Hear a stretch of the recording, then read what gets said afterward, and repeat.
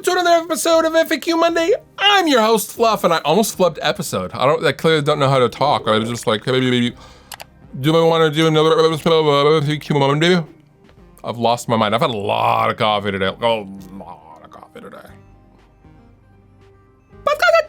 If PRS Guitars offered to build you a private stock guitar to your specs, what would they be? Alex, oof. Honestly, my Satin Black Custom 22, I would get that in a baritone configuration. Probably a single pickup.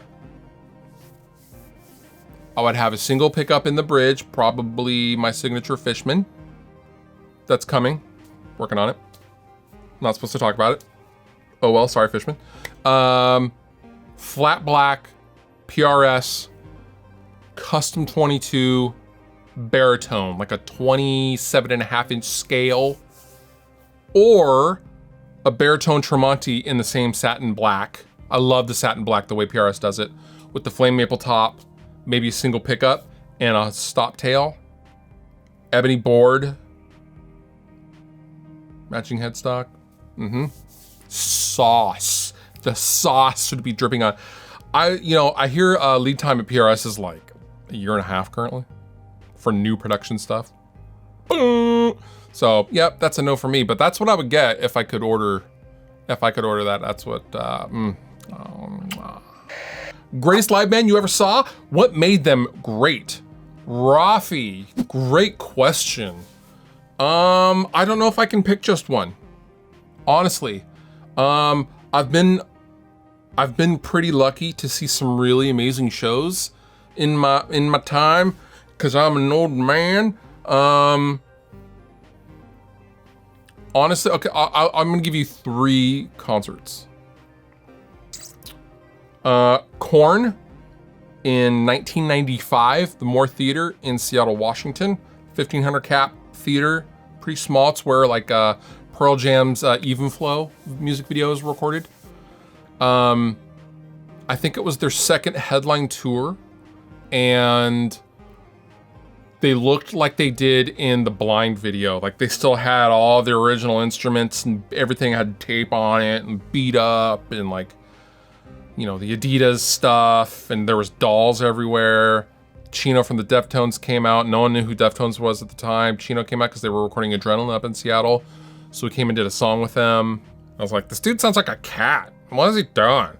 The energy was crazy through the roof with the old Korn stuff back in the day. They were unbelievable. That's one. Second, 1997, I saw Foo Fighters on the Color and the Shape tour like 3 times.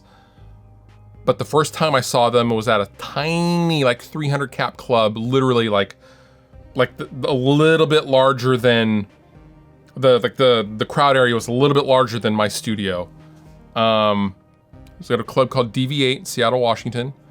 And it was like one of the opening nights of the Color and the Shape tour. Taylor Hawkins had just joined the band, and I remember them kind of going, hey, here's our new drummer, Taylor. The energy for that show was unbelievable. Grohl was on fire. The whole band was just on fire. So that's 2. And then the third show would have to be, oh man, I would say Thrice in 2004.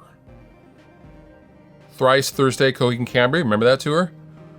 Was right before the Artist in the Ambulance came out.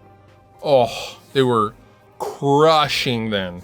That was, I just got chills. I got goosebumps. That show was absolutely mind-blowing. They were on fire. You can find footage on YouTube from that tour. Really unbelievable. Yeah, there you go. Korn, Foo Fighters, Thrice. Bam. 3 shows. Best speaker to replace one of the Chinese V30s in a vertical slanted 212 cab to reduce the fizz? Replace bottom or top speaker? I would see if you like it once you break it in a little bit more. V30s are fizzy before they're really fully broken in. A really good broken in V30 is pretty tough to beat, but if you do want to replace them, I would definitely recommend checking out the new Eminence DV77 speakers, which are very, very V30-esque, but without the harshness and the fizz. They're just really, really nice. From all the clips I have heard, I'm gonna get a set myself to show you guys, but yeah, the Eminence DV77, the Mick Tonson speaker from Slipknot, try one of those, or get a used cab, or get speakers from a used cab that are like, you know, from the 90s or something like that, vintage 30s. So good. Is it fair to say that Alice in Chains are for grunge music what Pink Floyd were for prog rock? In that they were unique for the time, game changers even in the rock genre, and people mostly discovered them because luckily they still get airplay on rock radio. Chris, good analogy. I would say, yeah, that's probably a fair assessment. A lot of people would probably call Tool, you know, my generation's Pink Floyd, but I don't know. I think Alice in Chains is not a far stretch in that they were a very, very original band as far as their music goes. You know, no one sounded like Alice in Chains, and Alice in Chains didn't sound like anyone themselves.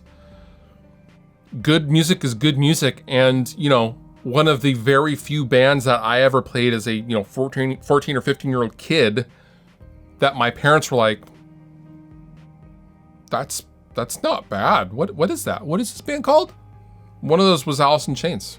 My dad really liked Alice in Chains back in the day, and so did my mom. She could sing along to it, but it was like groovy and riffy, and like she loved that stuff. So I would definitely be okay with Alice in Chains being compared to Pink Floyd for sure, especially like later Pink Floyd, like, you know, Dark Side of the Moon onward. Yeah, for sure. Favorite fast food place you've been to while touring? In-N-Out. Next question.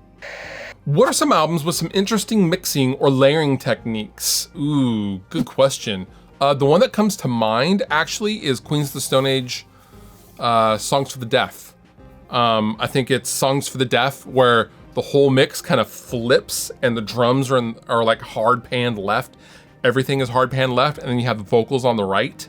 And if you go back and listen to the Queens of the Stone Age Songs for the Deaf record, there's some real interesting mix choices going on with that record. But you never even notice it. Like, it doesn't take you out of the music, which I think really is a testament to Eric Valentine's recording techniques and his tones, and just the music itself is just, if it doesn't take you out of the music, then you're fine, right? So yeah, Songs for the Deaf. Check out that record with your mix engineer ears. There's pretty wild stuff going on. And that does it for this episode of FAQ Monday. If you have a question, feel free to leave them on down below in the comments, or go on over to my I was gonna say Ask FM. I don't have that anymore. Twitter, and we'll get your question on a future FAQ Monday. Fluff out. If you liked the video you just watched, please consider subscribing. And if you want to further support me and what I do, consider using some of the affiliate links down below in the description of this video. Go on over to Sweetwater, buy yourself something, and help me out at the same time. It's a win-win for both of us.